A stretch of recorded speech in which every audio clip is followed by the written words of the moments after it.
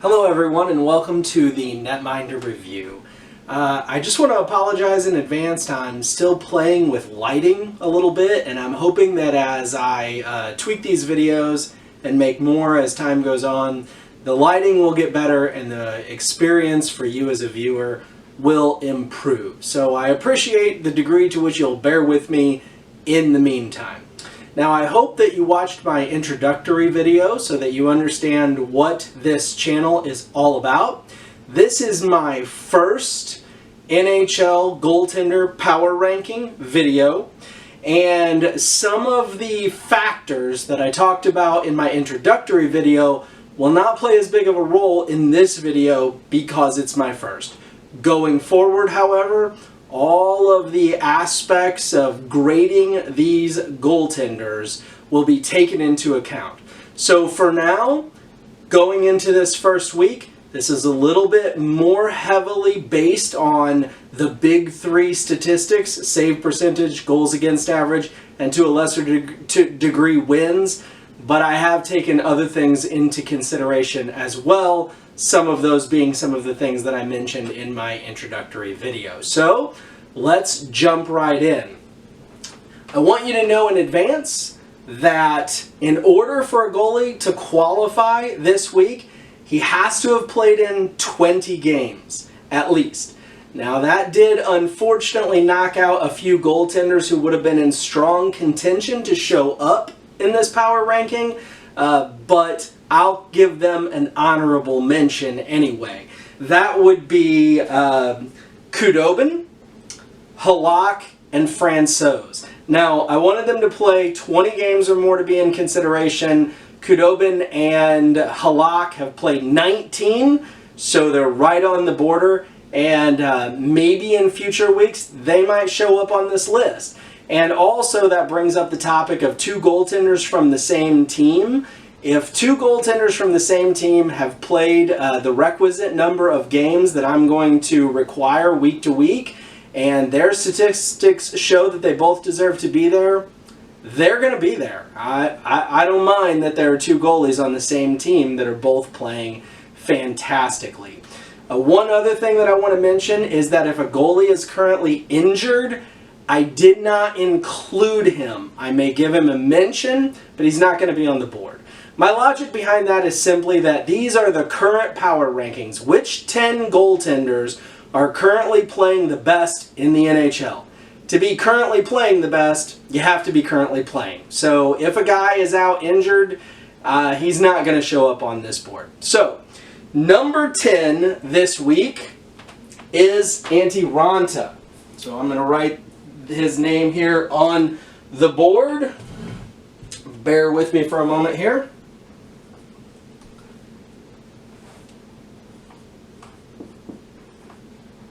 Sometimes spelling is my strong spot, sometimes it's not, so I'm going to make sure that I spell them right. Now, I said in my introductory video that I was going to be going through a number of factors and grading the goaltender and then putting them in order by the amount of points that they earned according to my grading system.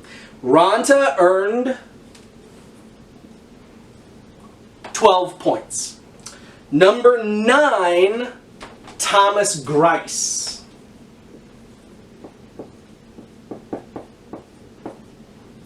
Now, I was a little reluctant to put Greiss on the board because I know that he has really lost, for all intents and purposes, the position to Varlamov, but the numbers bore out. So I'm putting him on here. He has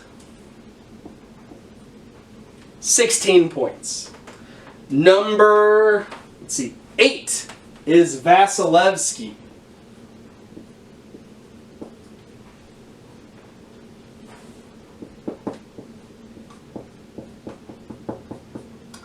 Now, with the way the Tampa Bay Lightning are playing right now, my guess is Vasilevsky's going to move up this board pretty fast unless something starts to go wrong for them. I know they lost tonight to New Jersey, but let's face it, the Lightning are on fire. Vasilevsky's their starting goaltender, so my guess is he's only going to move up and up. Vasilevsky earned 22 points according to my grading system. So you can see here that there's quite a jump just between 10 and 8. Number 7 is Robin Lehner. Robin Lehner had 24 points. Next up is Hellebuck. This one's a fun one to spell. So again, spelling on some of these names. Even though I follow the NHL very closely, I know these guys and who they are, I haven't completely memorized the spelling on all of their names, so I'm just having to go with my notes. If I misspell one, I apologize. Oops.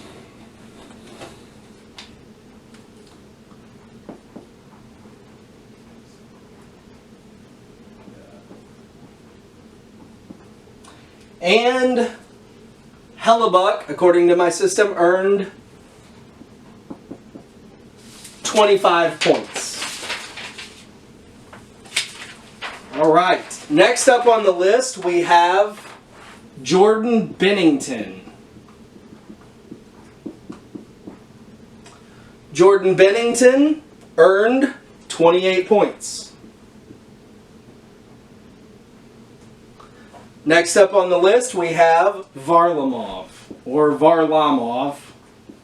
Forgive me for you Islanders fans who know exactly how to pronounce it if I'm saying Varlamov. That's what I've always called him.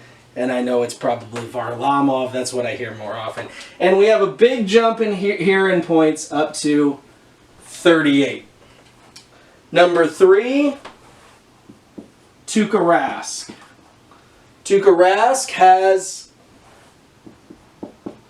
45 points. So we start to climb fast here. And again, I'm not taking into account this week some of the things that I'll be taking into account going forward, just because I wasn't going to go all the way back to week 1 in the NHL and watch every goal that had been scored to find all the week goals and whatnot. So these point totals this week that you see, in future weeks they might be slightly different than what they are now. Number 2, Ben Bishop.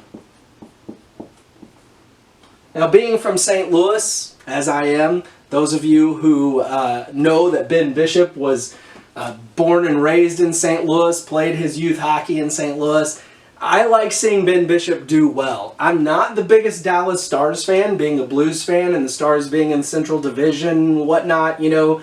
Not the biggest Dallas Stars fan, I'll admit, but I'm always cheering for Ben Bishop. I'm happy to see that he's having a good year. He has 50 points. And number 1 on the list is Tristan Jarry. And Tristan Jarry has 62 points. So there's our first list. I'm hoping to do this every Sunday, and as I have gotten deeper into it, and probably better at it, I'll talk a little bit more about some of these, but this was really just meant to be a baseline for going forward, since this is week number 1. I do want to give an honorable mention, a very high honorable mention, to Darcy Kemper, who it would be on this list were he not currently injured, and he would actually be second on the list if he were currently playing. So he ranked very high, and as I said before, also you had the 3 who hadn't played 20 games. The amount of required games on a given week, I think I'm going to probably increase a little bit. And then also somebody else who probably would have showed up, or at least been an honorable mention, is Korpisalo if he were not hurt. Anyway, that's our my first week's power rankings for the top 10 top 10 goalies in the NHL. I hope that you'll continue to tune in every week. I'm sure that my videos will improve, my presentation will improve some, but I appreciate you bearing with me as I'm just learning to do this. And also, I would appreciate it if you hit like and subscribe, and I hope to see you next Sunday.